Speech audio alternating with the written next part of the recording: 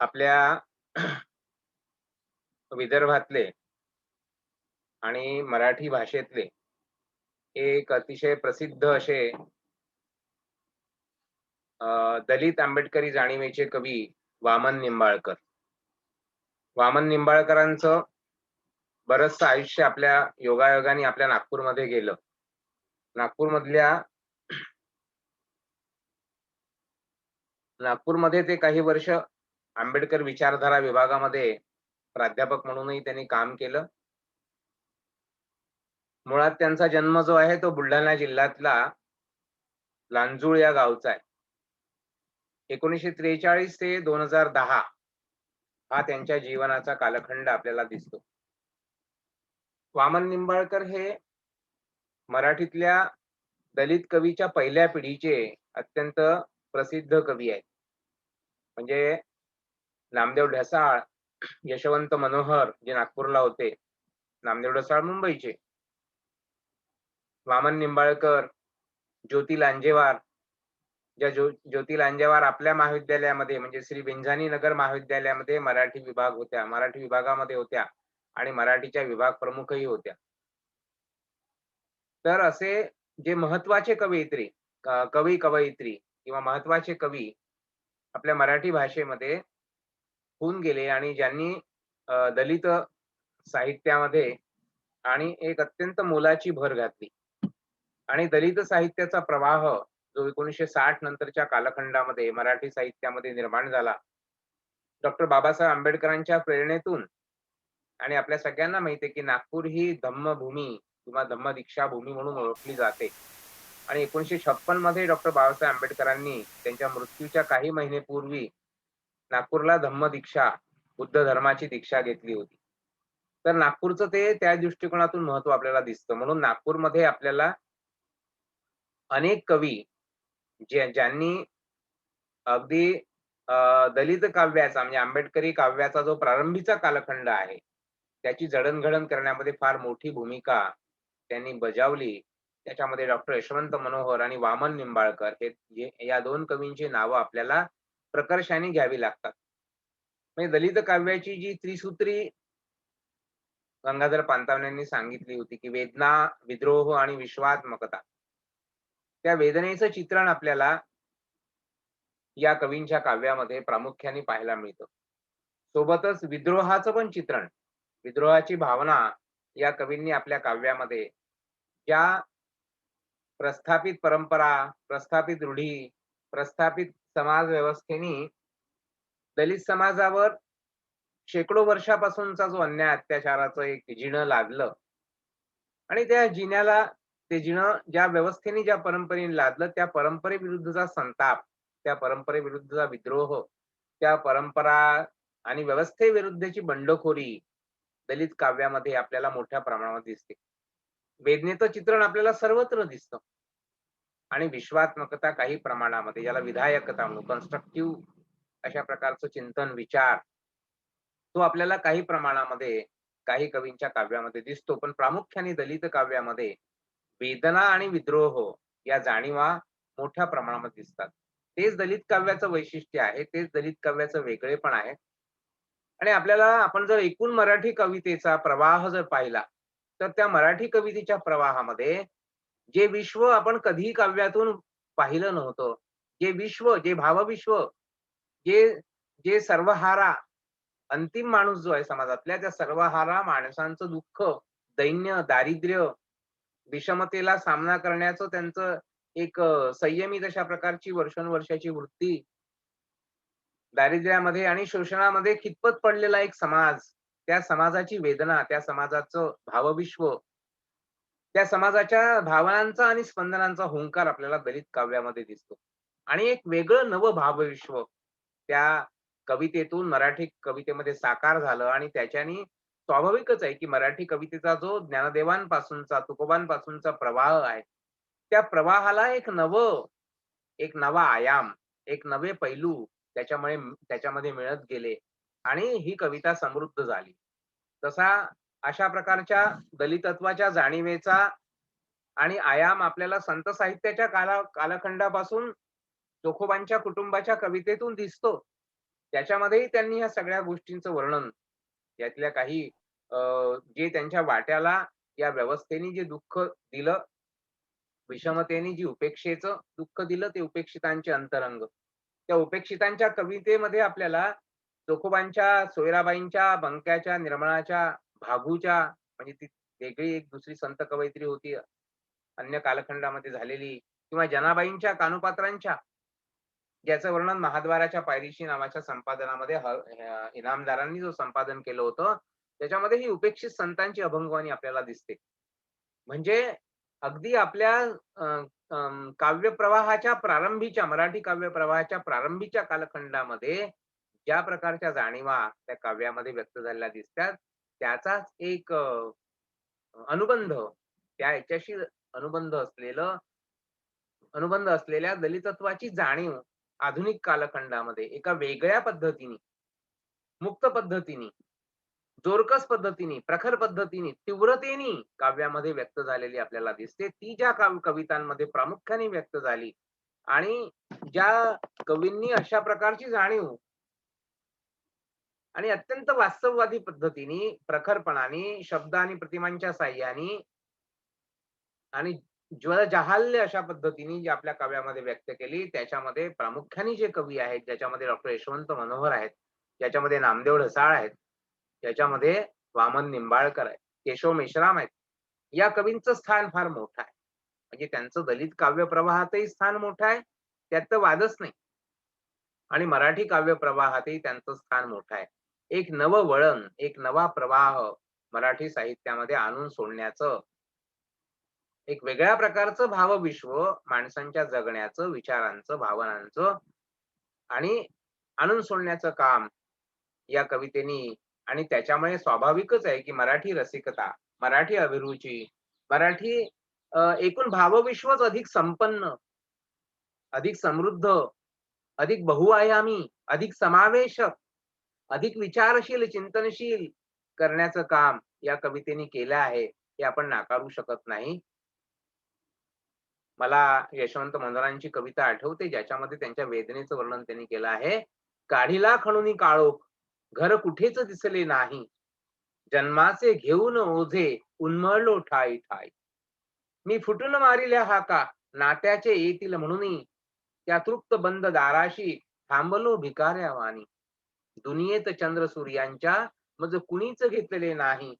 या जन्माची कधी माझ्या कुणी आई झाले नाही. काढीला खणूनी काळोख.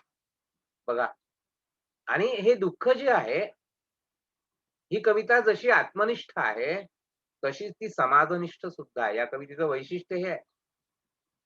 ही कविता एका कवीच्या, एका माणसाच्या दुःखाचा जसा उद्गार आहे, तशी ती समाजाच्या मनाचा उद्गार आहे. समूह मनाचाही उद्गार आहे.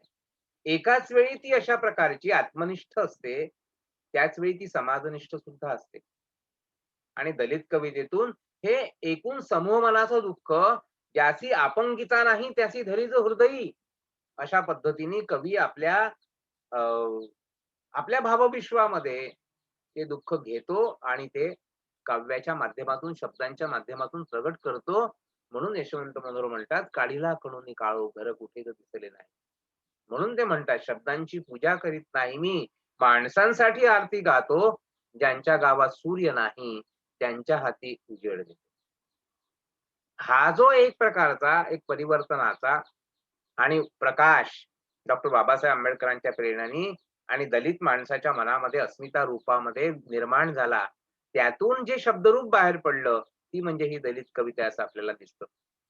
या कवितेमध्ये वेदनेचं चित्रण अनेक कवींनी केलंय. आपण जी माय नावाची कविता इथे बघणार आहोत, त्या माय कवितेमध्ये मूर्तिमंत वेदना साकार झालेली असं आपल्याला दिसतं.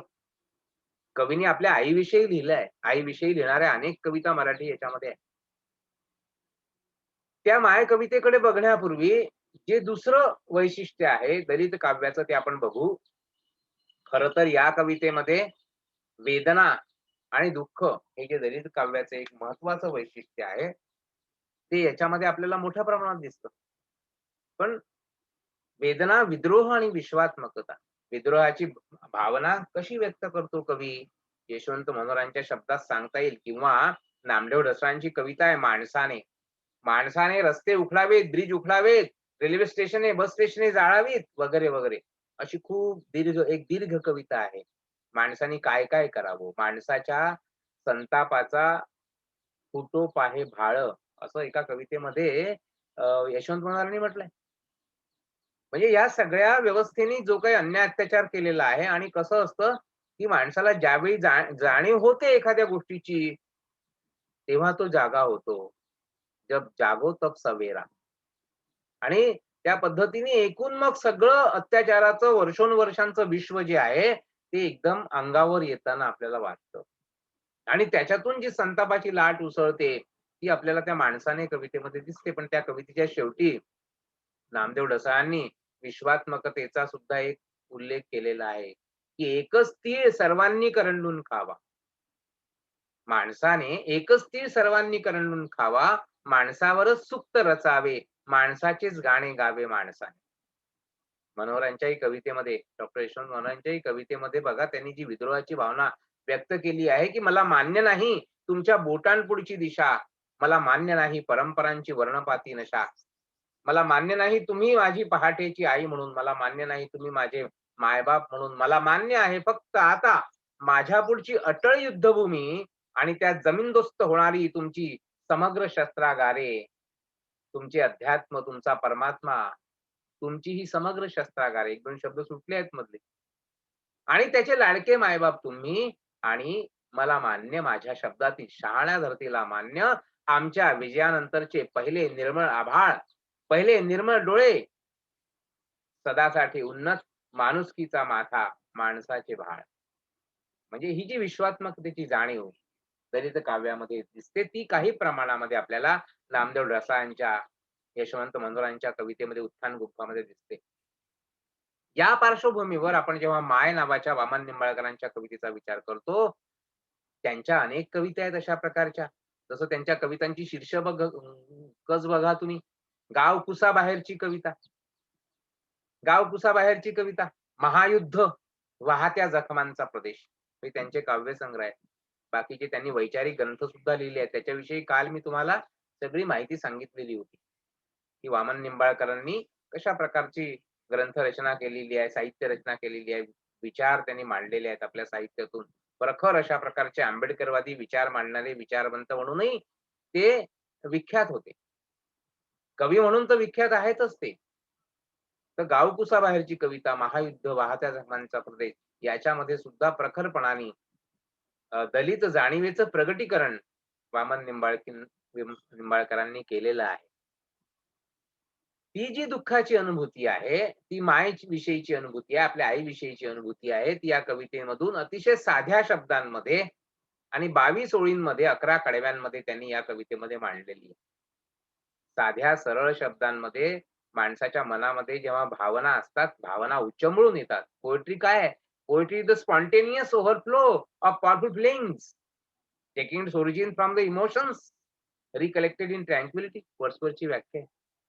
माणसाच्या मनामध्ये ज्या भावना आहेत, त्या भावनांचं प्रगटीकरण अचूक शब्दांमध्ये जेव्हा एखादा प्रतिभासंपन्न कलावंत, प्रतिभावंत कवी करतो, तेव्हा त्याच्यातून एखादी एखादी कविता निर्माण होते. एक भाव कविता निर्माण होते. भावगर्भ कविता निर्माण होते. आणि आई विषया आई असा विषय आहे, की तो माणसाच्या मनाला आणि जन्मापासून जोडलेला विषय आहे. त्याच्या भावनांना जोडलेला आहे. त्याची नाळ आपल्या आईशीच जोडलेली असते. आणि त्याच्यामुळे त्याच्या भावनांचीही नाळ त्याच्या आईशी जोडलेली असते. अधिक अधिक तीव्र अशा प्रकारची भावना कोणत्या नात्यामध्ये असू शकते आईशिवाय? असं आपल्या लक्षात येतं. म्हणून तुम्ही बघा, की मराठी साहित्यामध्ये जे विख्यात झालेलं साहित्य आहे, त्या साहित्यामध्ये आईविषयक साहित्याचं नाव आहे. श्यामची आई, साने गुरुजींचं पुस्तक आहे. ज्याच्यामध्ये श्याम आपल्या आईविषयी मनोगत व्यक्त करतो. आत्मकथनात्मक कादंबरी आहे साने गुरुजींची. ज्यांनी मराठीमध्ये आणि संस्कारांचं महत्त्व काय आहे? बालपणी संस्कारांचं महत्त्व काय आहे? आणि त्या संस्कार देणाऱ्या आईचं महत्त्व काय आहे? हे आपल्याला साने गुरुजींच्या त्या श्यामची आई नावाच्या कादंबरीमध्ये कळतं. श्यामची आई नावाच्या चित्रपटामध्ये अत्र्यांनी ते अतिशय प्रभावीपणे दाखवलेलं आहे. तर आईचं जीवनामधलं महत्त्व काय आहे? तसंच आपल्याला राष्ट्रकवी यशवंत जे आहेत, यशवंतांची जी आई नावाची प्रसिद्ध कविता आहे, त्या कवितेमध्ये पण आईचं महत्व आपल्याला सांगताना ते असं म्हणतात, "तुझ्या विना कोणी लावील सांज वाती, सांगेल ना म्हणाया आम्हा शुभं करोती. शाळेतून घराला येता धरील पोटी, काढून ठेवलेला घालील घास ओठी. उष्ट्या अशा मुखाच्या धावेल चुंबनाती, कोणी तुझ्या विना गे काह्या करील ओटी." आणि म्हणून ते म्हणतात, आई म्हणून कोणी, आईच हाक मारी, ती हाक येई कानी, ती हाक येई कानी, मज होय शोककारी. नोहेच हाक माते, मारी कुणी कुठारी. आई कुणा म्हणू मी, आई घरी न दारी, ही न्यूनता सुखाची. आईच्या अभावाचं चित्रण अशाच पद्धतीने वामन निंबाळकरांनी माय कवितेमध्ये केलेलं आहे. या कवितेमध्ये सुरुवातीला आईचं महात्म्य वर्णन केलं, आईचं वर्णन केलेलं आहे, की आईचं जीवनामध्ये किती महत्व आहे. आणि आईची वाट कशी ती चिलं-पिलं आपल्या घरामध्ये बघत असतात, कारण की आईच स्वयंपाक करून आणि अन्न तयार करून त्यांना खाऊ घालणार असते. आईच घालणार असते. त्याच्यामुळे तिची वाट बघत आहेत आणि मग शेवटी तिच्या तिच्या मृत्यूची बातमी दारामध्ये येते. कशी अवस्था होत असली पाहिजे. तशाच प्रकारची अवस्था यशवंतांनी आपल्या आई कवितेमध्ये व्यक्त केलेली आहे. कारण की त्यांची पण आई कुठेतरी ती ती त्यांची कविता सुद्धा एक मातृनिधनावरची विलापिकाच आहे. वामन निंबाळकरांच्या माय कवितेमध्ये सुद्धा मातृनिधनाचं दुःखच व्यक्त झालेलं आहे. कारण की एखाद्या माणसाचं मोठेपण किंवा एखाद्या माणसाचा अभाव केव्हा जाणवतो, तो माणूस गेल्यावर आपल्याला जाणवतो. त्याचं आपल्या जीवनामध्ये काय स्थान आहे, ते आपल्याला तो माणूस गेल्यानंतर जी पोकळी जाणवते, जो अभाव जाणवतो, जे दुःख जाणवतो, जी वेदना जाणवते, जे खालीपण जाणवतं, जो एकाकीपण जाणवतं, त्या एकाकीपणातून त्या माणसाचं मोठेपणही आपल्याला आपोआप जाणवतं. माय कवितेमध्ये निंबाळकरांनी त्यांच्या आईची ताटातूट होते त्याचं जे वर्णन केलं आहे साध्या पद्धतीने, त्या कवितेमध्ये त्याचं हृदय त्यांनी उकलून दाखवलेलं आपल्या आईविषयीचं. जसं यशवंत आपल्या कवितेमध्ये सांगतात, "ही न्यूनता सुखाची, चित्ता सदा विदारी." आईचं नसणं म्हणजे सुखाची न्यूनता आहे. आईचं असणं म्हणजे सुख आणि आईचं नसणं म्हणजे दुःख. म्हणून कदाचित सावरकरांसारखे आणि क्रांतिकारक लोक आपल्या मातृभूमीला आई मानून तिच्यासाठी सर्वस्वाचा होम करण्यासाठी तयार असतात. तुझं साठी मरण ते जनन असं म्हणतात. तुझं वीण जनन ते मरण. तुझं सकल चराचर शरण. स्वतंत्रतेला उद्देशून म्हटले. आणि आईच्या स्वतंत्रतेसाठी आपल्या सर्वस्वाचा होम करणारे सावरकर त्यांच्या सागरा प्राण तळमळला कवितेमध्ये काय म्हणतात? ने मजसी ने परत मातृभूमीला सागरा प्राण तळमळला. तिच्यासाठी. तिच्यासाठी त्यांच्या मनामध्ये जी भावना निर्माण होते, ती आपल्या मातेसाठी, आईसाठी निर्माण होते. म्हणून ते क्रांतीचा जय जयकार मधले क्रांतिकारक जे आहेत ना, उपोषण करणारे आणि शेवटी आपल्या प्राणांचं बलिदान करणारे भगतसिंगांसारखे, जतीनदासांसारखे, त्या क्रांतीचा जय जयकार कवितेमध्ये त्या क्रांतिकारकांच्या मनाचं मनोगत व्यक्त करताना कवीनी वर्णन केलेलं आहे. श्वासांनोचा वायू संगे ओलांडून भिंत अन आईला कळवा आमुच्या हृदयातील खंत. सांगा वेडी तुझी मुलेही या अंधारात, बद्ध करांनी अखेरचा तुझ कळती प्रणिपात. तुझ्या मुक्तीचे वेडच होते. वेड तयांना वेडपरी अनिवार तयांना वेडपरी अनिवार. गरजा जय जयकार क्रांतीचा गरजा जय जयकार. अन वज्रांचे छातीवरती घ्या झेलून प्रहार. तुझ्या मुक्तीसाठी, तुझ्या मुक्तीसाठी. खळखळू द्या आदय शृंखला हातापायात. पोलादाची कायतमा मरणाच्या दारात. अशा प्रकारचं दुःख सहन करण्याची शक्ती त्यांची आपल्या मातृभूमीवरची आईला म्हणजे भूमीला माता मानण्यावरची जी निष्ठा आहे आपल्या आपला देश आपला समाज म्हणजे काय? आपलं राष्ट्र म्हणजे काय? शेवटी आपला समाज, आपल्या समाजातले लोक, आपल्या संस्कृती, आपली परंपरा ह्याच्याशी जे आपलेपण जोडलेलं आहे, तिथे पण एक प्रकारची मातृभूमी विषयीची, आई विषयीची भावना आहे. म्हणून वंदे मातरम मध्ये तीच भावना बंकिमचंद्र व्यक्त करतात. वंदे मातरम म्हणतात. मातेचं स्मरण करतात. तुम्ही विद्या, तुम्ही धर्म असं म्हणतात. तुम्ही विद्या, तुम्ही धर्म, तुम्ही वृद्धी, तुम्ही मर्म. त्वं हि प्राणा शरीरे बाहुते तुम्ही मा भक्ती, हृदये तुम्ही मा बाहुते तुम्ही मा शक्ती, हृदये तुम्ही मा भक्ती. तोमारी कृतिमा गडी मंदिरे मंदिरे मातरम, वंदे मातरम. तर ही आईविषयीची भावना जी आहे, हं, म्हणजे आई तत्व जे आहे, मातृतत्व जे आहे, जे सृष्टीमध्ये जे मातृतत्व आहे, एक प्रकारे त्या मातृतत्वाचं साकार मूर्त रूप आपल्याला आपल्या आईमध्ये पाहायला मिळतं. कारण की ती जननी आहे. ही सृष्टी जननी आहे.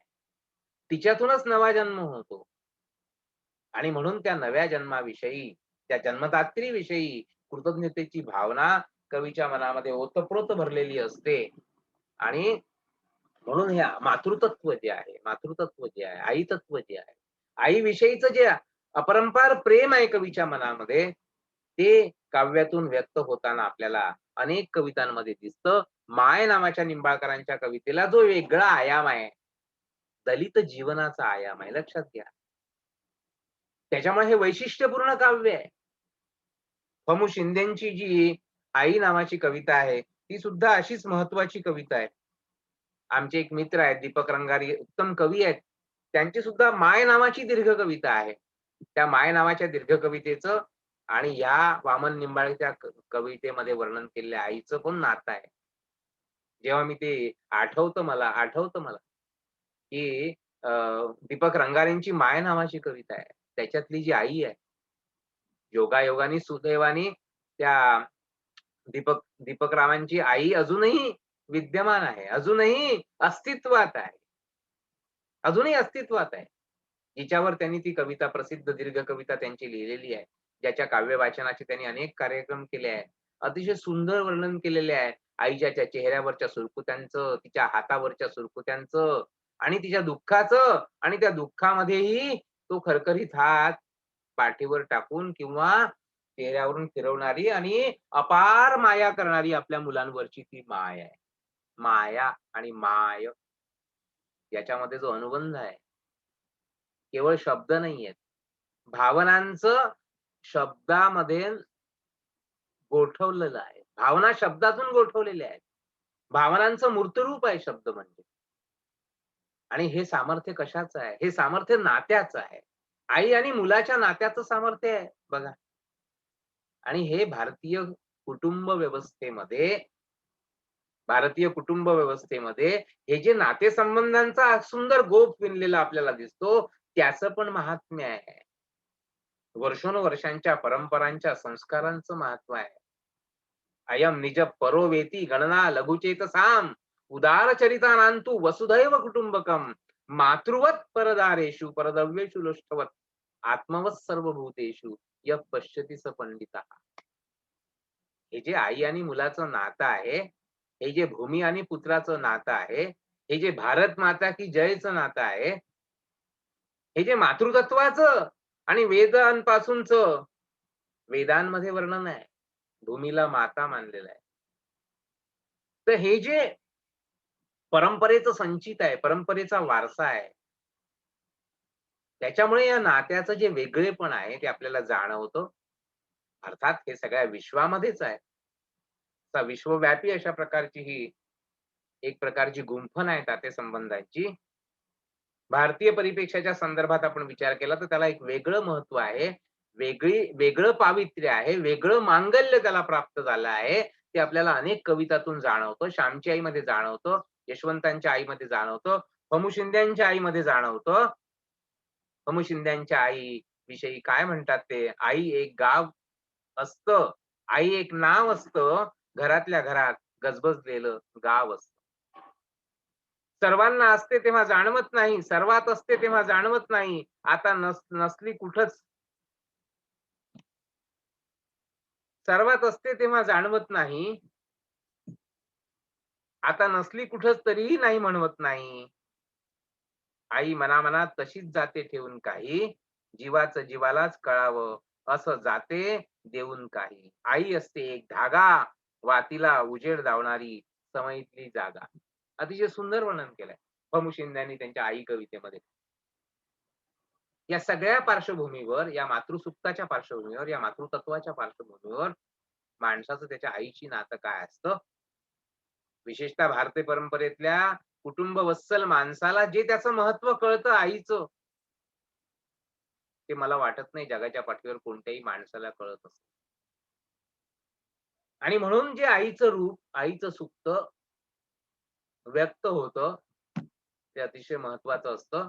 माय कविता कशी आहे बघा. वामन निंबाळकर काय म्हणतात, जसा दिस बुडून जाई काळोखाचे राज्य असे, आम्ही बसू दरवाजात झोपडीत साधा दिवाण असे. जसा दिस बुडून जाई काळोखाचे राज्य असे, अत्यंत सोप्या साध्या सरळ पद्धतीने एक निवेदन केलंय कवीनी. आणि आईचं एक काव्यात्मक व्यक्तिचित्र आपल्या डोळ्यासमोर उभं केलेलं आहे. हे आईविषयीचं आत्मनिवेदन आहे. त्याच्यामध्ये दलित जीवनाची वेदना पण मिसळलेली आहे. दुःख, दारिद्र्य यांची जी जीवघेणी अशा प्रकारची अनुभूती आहे, ती पण त्याच्यामध्ये मिसळलेली आहे. जसा दिस बुडून जाई काळोखाचे राज्य असे, आम्ही बसू दरवाजात झोपडीत साधा दिवाण असे. घरोघरी दिवे लागत, चुलीलाही जाळ लागे, भाकरी जात बळवल्या, कुठे चून कुठे वांगे. नाकात जाई वास त्याचा, पोटात असे अंगार सारा. नाकात जाई वास त्याचा, पोटात असे अंधार सारा. तसे येई भडभडून आसवांच्या डोळ्यात धारा. अवतीभोवतीच्या घरामध्ये दिवे पेटलेले आहेत, आमच्या घरामध्ये मात्र अंधार आहे. अवतीभोवतीच्या घरामध्ये चुली पेटलेल्या आहेत आणि अन्नाचा खमंग वास सुटलेला आहे, स्वयंपाकाचा खमंग वास सुटलेला आहे. पण पण कवीच्या मनामध्ये मात्र काय आहे? नाकात जाई वास त्याचा, पोटात असे अंधार सारा. तसे येई भडभडून आसवांच्या डोळ्यात धारा. अंधाराला चिरत जेव्हा एक सावली जड येई, डोई तिच्या भारा असे चालताना तोल जाई.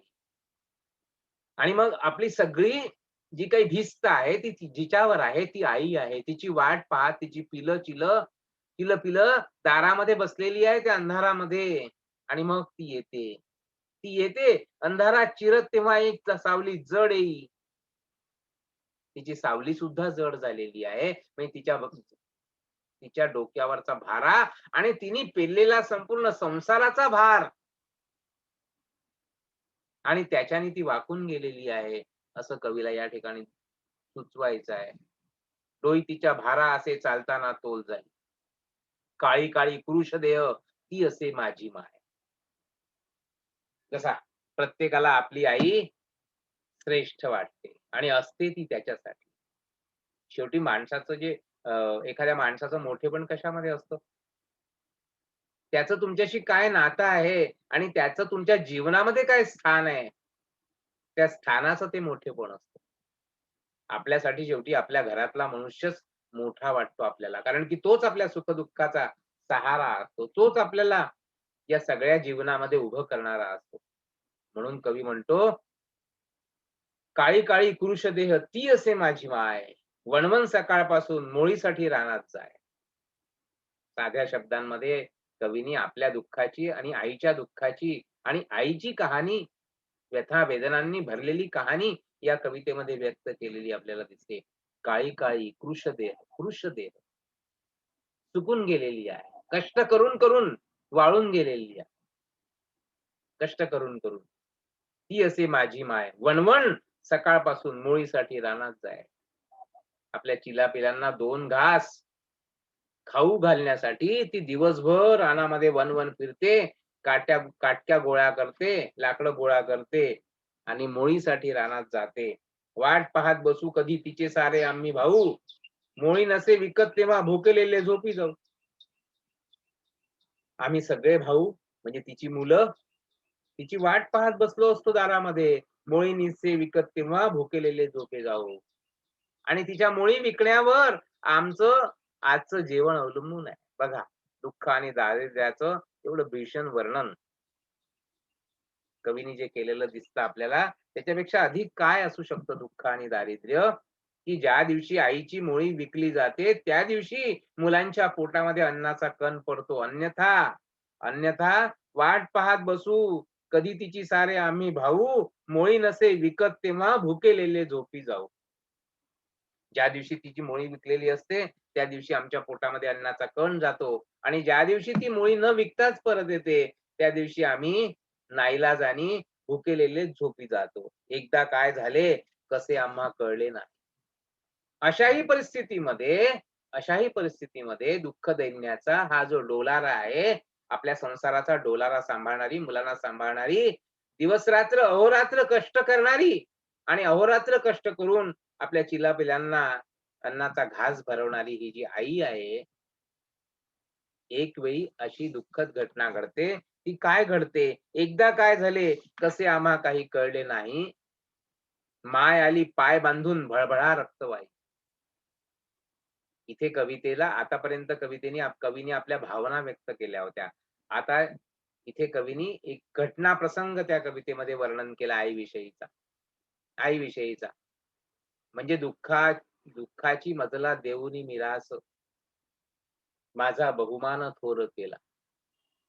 अशा पद्धतीची ओळ मुक्तिबोधाने लिहिलेली आहे. त्याची आठवण आपल्याला होते, की कशी दुःखाची मिरास या निंबाळकरांना, या कवितेतल्या निवेदकाला मिळालेली आहे. आणि तो आपल्या भावना व्यक्त करतो आहे. आणि त्याच्यामध्ये एक प्रसंग तो वर्णन करतो. इथे कवितेला कथात्म रूप प्राप्त होतो. कथात्मता प्राप्त होते. माय आली पाय बांधून भळभळा रक्त वाही, चावला साप मोठा काळा दोन बाया होत्या सांगत.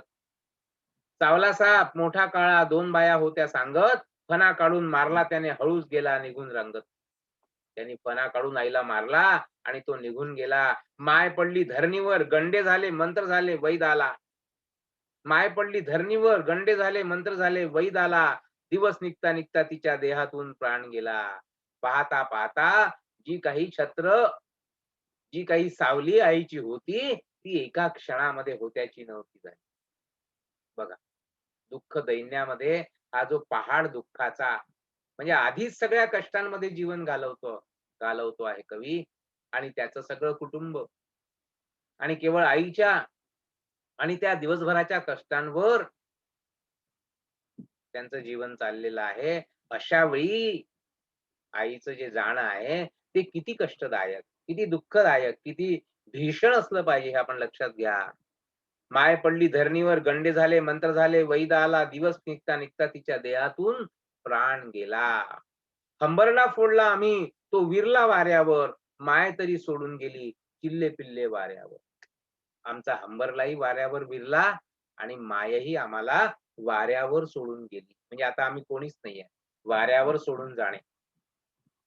वाऱ्यावर सोडून जाणे म्हणजे पूर्णपणे ज्याला म्हणू आपण की अनाथ, पूर्णपणे अनाथपण,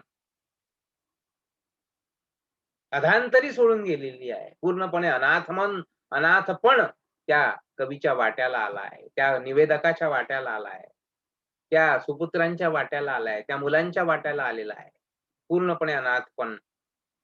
माय तरी सोडून गेली चिल्ले पिल्ले वाऱ्यावर, शोधते माझी नजर माय. आता मी उदास होतो. आणि जेव्हा या सगळ्या गोष्टींची जाणीव कवीला आता होते, तेव्हा तो या सगळ्या भावना काव्याच्या माध्यमातून व्यक्त करतो. कवी म्हणतो, शोधते माझी नजर माय, आता मी उदास होतो आणि दिसता कृश मोळीवाली, मोळी तिची विकत घेतो. दिसता कृश मोळीवाली, मुळी तिची विकत घेतो. आता माझ्या मनामध्ये त्या आईविषयीच्या आठवणींची कृतज्ञता व्यक्त करण्याचं एकच साधन राहिलेलं आहे, की या जगामध्ये जिथे कुठे एखादी मोळी विकताना मला दिसते, मला तिच्यामध्ये माझ्या आईचं प्रतिबिंब दिसतं आणि तिच्याविषयी कृतज्ञता व्यक्त करण्यासाठी मी तिची मोळी विकत घेतो. आता एवढंच माझ्या हाती राहिलं आहे, आईच्या आठवणींचं स्मरण करताना. अशा प्रकारे अतिशय साध्या शब्दांमधून आईचं व्यक्तिचित्र वामन निंबाळकर अतिशय सुंदरपणे या कवितेमध्ये व्यक्त करतात. कष्टाचं, दारिद्र्याचं, दैन्याचं, दुःखाचं आणि अनाथपणाचं वर्णन करतात. आणि त्याच्यातही आईचं महात्म्य कसं होतं, आईनी कसं चिलापिलांना वाढवलेलं आहे, ते